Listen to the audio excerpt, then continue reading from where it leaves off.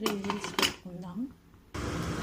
మనం తాలింపు చేసుకుందామండి. అప్పటి వరకు పప్పు 3 విజిల్స్ వచ్చే వరకు ఆయిల్ వేసుకుందాం. ఒక పావు ఆయిల్ వేసుకుంటున్నాము.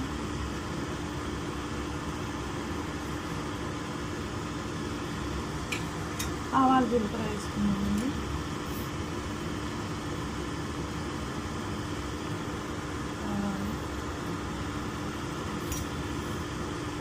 జీలకర్ర అండి, పసుపును, అండ్ ఎండిన మిర్చి వేసుకుందాము. డ్రై మిర్చి,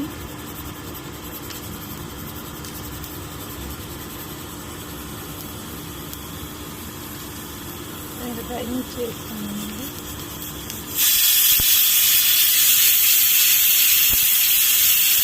స్టవ్ ఆఫ్ చేసేద్దాము.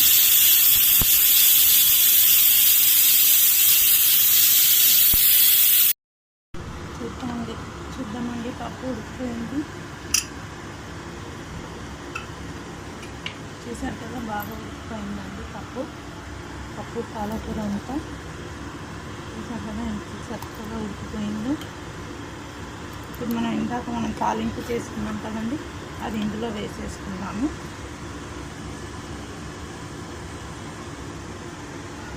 తాలింపు వేసేసుకుంటున్నాము.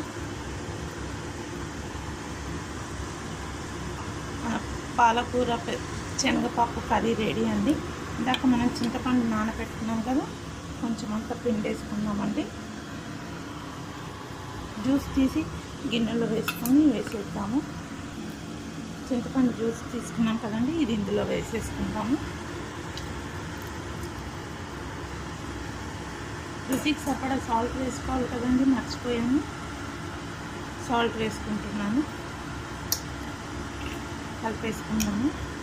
పాలకూర శనగపప్పు కర్రీ రెడీ అండి.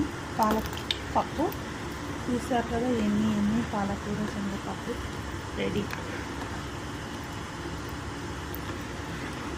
మీరు కూడా ఇలానే వెరైటీ డిష్లు చేసి తిని ఎలా ఉందో చెప్పండి.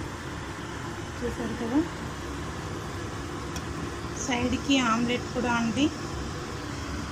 చూసారు కదా, ఆమ్లెట్ కూడా వేసేసాను.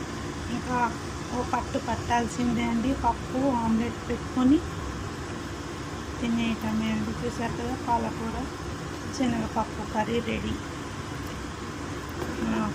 ఫంక్షన్ స్టైల్ రెడీ అయిపోయిందండి పప్పు.